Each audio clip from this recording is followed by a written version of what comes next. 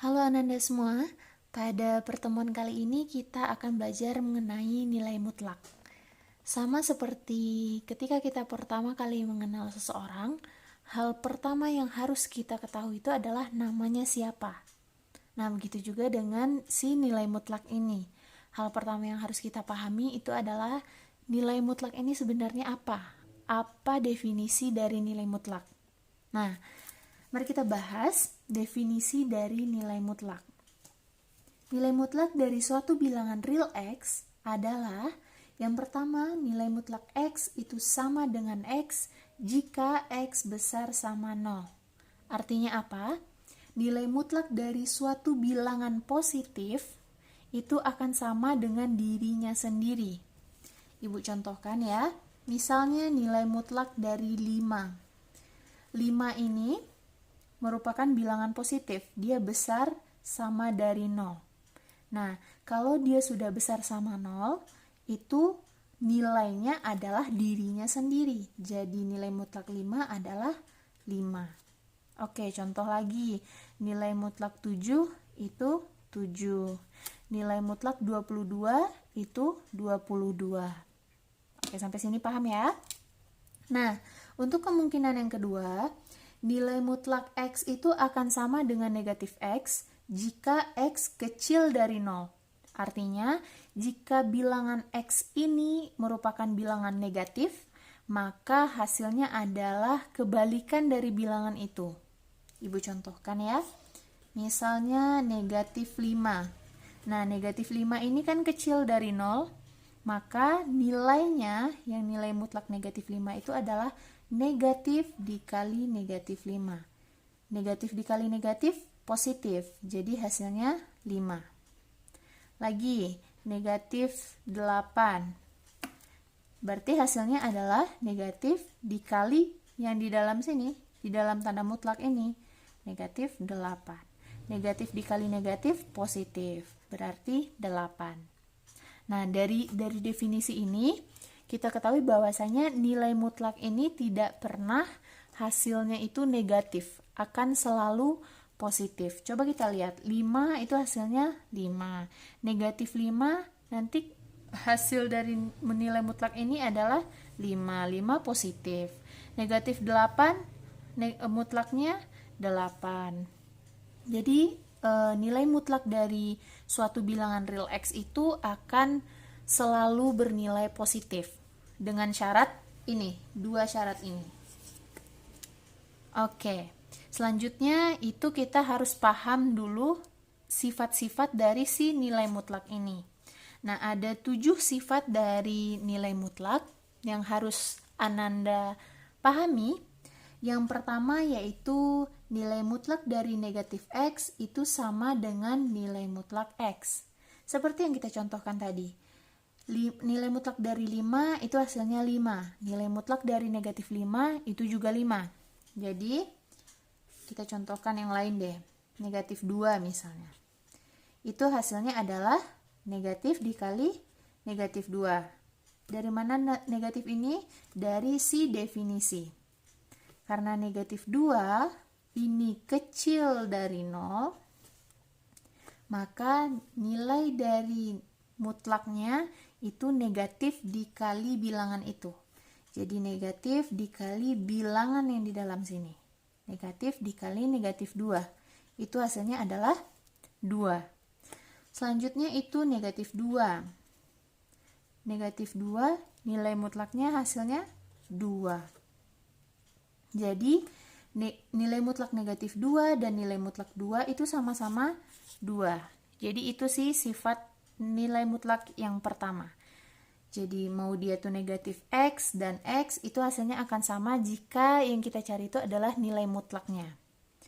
Nah, sifat yang kedua, itu X besar sama 0. Ini yang Ibu katakan tadi, bahwasanya nilai mutlak itu akan selalu bernilai positif. Seperti ini, hasilnya positif, positif, positif, positif. Walaupun yang kita cari itu adalah nilai mutlak dari negatif. Oke? Nah, untuk sifat yang ketiga, itu nilai mutlak X yang dikuadratkan, itu akan sama dengan negatif X kuadrat dimutlakan sama dengan X kuadrat. Ini contohnya gimana, Bu? Nah, seperti ini.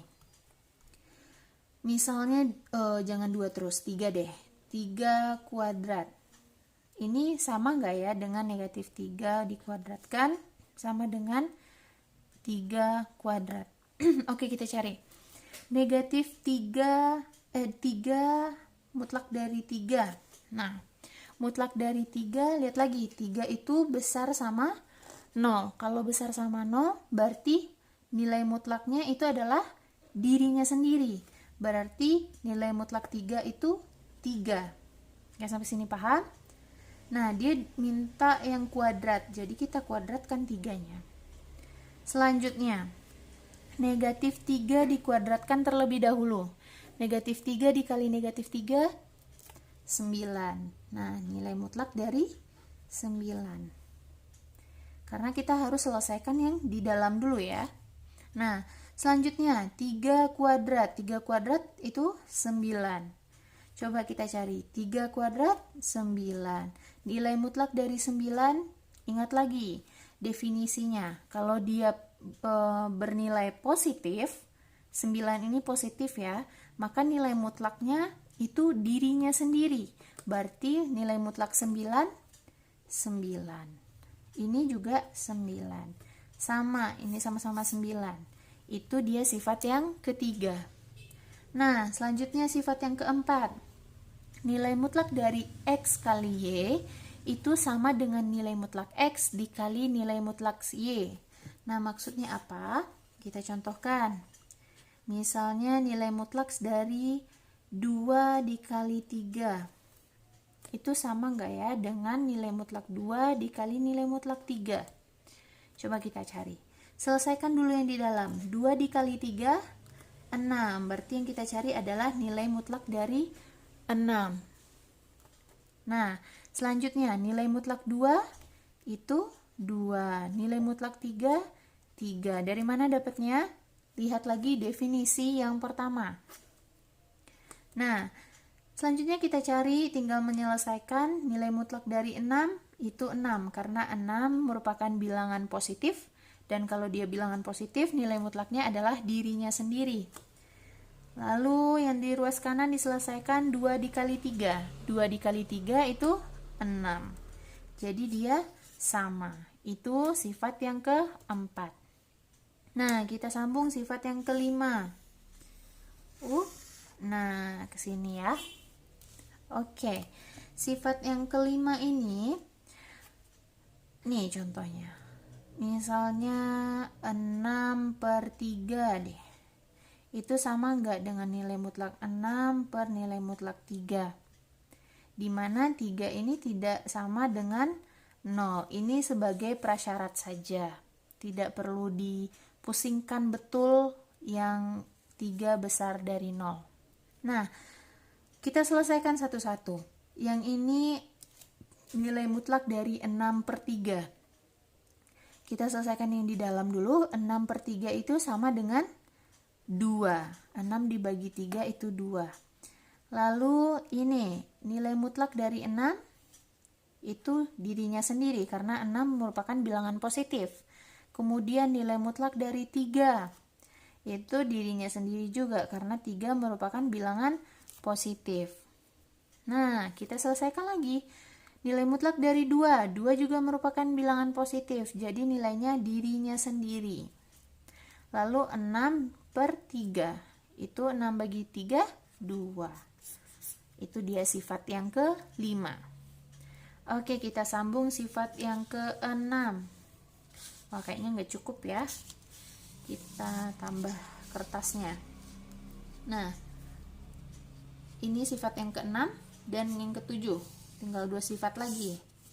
Nah, sifat yang keenam itu nilai mutlak dari X tambah Y itu kecil sama dari nilai mutlak X ditambah nilai mutlak Y. Nah, ini maksudnya apa? Kita contohkan lagi. Misalnya, ini 5 ditambah negatif 6 lah. Karena tadi positif-positif terus, kita coba yang ada negatifnya.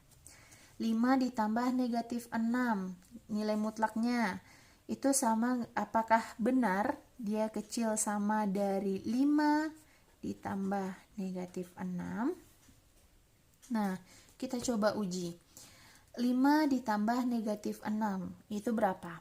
Punya uang 5, lalu punya hutang 6, dibayarkan. Jadi hutangnya tinggal 1, berarti negatif 1 nilai mutlaknya kecil sama, ingat lagi, nilai mutlak dari bilangan positif itu adalah dirinya sendiri. Berarti nilai mutlak dari 5 itu adalah 5. Kita lanjut. Nilai mutlak dari negatif 6. Nah, ini tadi kita jarang-jarang banget bahas. Nah, sekarang ada nih. Balik lagi ke definisi yang kedua.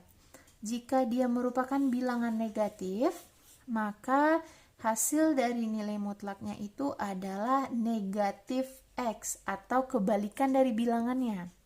Atau kita kalikan bilangan tersebut dengan negatif. Nah, bilangannya di sini negatif 6. Nah, kalau gini berarti negatif dikali negatif 6 karena dia kecil dari 0. Oke, kita lanjutkan. Bilangan mutlak dari negatif 1. Negatif 1 itu merupakan bilangan negatif. Nah, kalau bilangan negatif itu dikalikan dengan negatif. Jadi negatif dikali bilangan yang di dalamnya. Nih, negatif 1.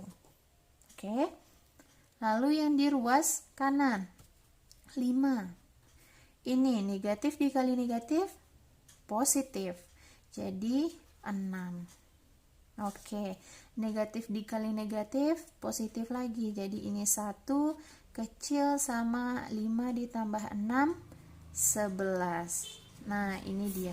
Jadi mau seberapapun ini bilangannya nanti yang si X sama si Y, kalau dia X tambah Y, kita cari nilai mutlak dari X tambah Y, itu pasti akan selalu kecil sama dari nilai mutlak X saja ditambah dengan nilai mutlak Y saja.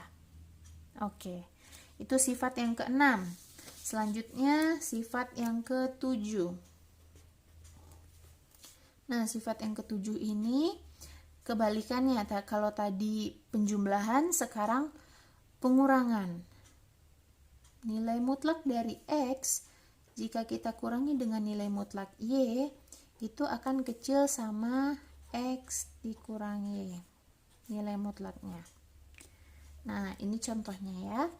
Kita contohkan lagi dia misalnya 2 nih. Nilai mutlak 2 dikurang nilai mutlak 3 misalnya. X-nya 2, Y-nya 3.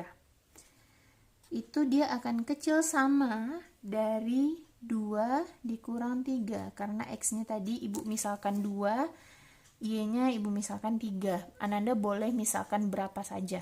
Tapi Ibu misalkan 2 sama 3. Nah, diselesaikan lagi satu-satu. Nilai mutlak dari 2. Ingat, 2 itu bilangan positif. Kalau bilangan positif, nilai mutlaknya dirinya sendiri. Jadi, nilai mutlak 2 itu 2. 3 juga bilangan positif, berarti dirinya sendiri nilai mutlaknya. Berarti nilai mutlaknya 3. Yang di ruas kanan, kita selesaikan yang di dalam dulu. 2 dikurang 3, negatif 1. Jadi yang kita cari adalah nilai mutlak dari negatif 1. Selanjutnya, 2 dikurang 3. Punya uang 2, punya hutang 3. Jadi hutangnya tinggal 1. Kecil sama nilai mutlak dari negatif. Ini bilangannya negatif nih. Negatif 1. Nah, kalau nilai mutlak dari suatu bilangan negatif, itu bilangan tersebut kita kalikan dengan negatif. Jadi kita kalikan negatif dengan nih yang di dalam sini, negatif 1. Negatif 1 kecil sama negatif dikali negatif positif 1. Benar ya? Negatif 1 itu kecil dari si 1. Nah, yang 7 sifat nilai mutlak ini Ananda harus paham, tidak usah dihafal tapi paham maknanya apa. Lalu definisinya juga harus paham. Kalau misalnya kita mencari suatu nilai mutlak yang bilangan tersebut adalah positif, si X-nya ini positif, maka hasilnya dirinya sendiri. Kalau misalnya si X-nya negatif, bilangan negatif, maka nilainya negatif dikali bilangan tersebut. Nih contohnya tadi. 5 itu positif. Kalau kita cari negatif nilai mutlak 5, berarti dirinya sendiri 5, tinggal tulis 5. Kalau misalnya negatif 5, ini kan bilangan negatif ya. Nah, hasilnya gimana? Kita kalikan dengan negatif. Bikin negatif dulu, lalu dikalikan dengan si bilangannya, negatif 5. Negatif dikali negatif, positif. Jadi, positif 5. Ingat ya, nilai mutlak itu selalu hasilnya adalah positif. Ini dia, sifat yang kedua. X besar sama 0.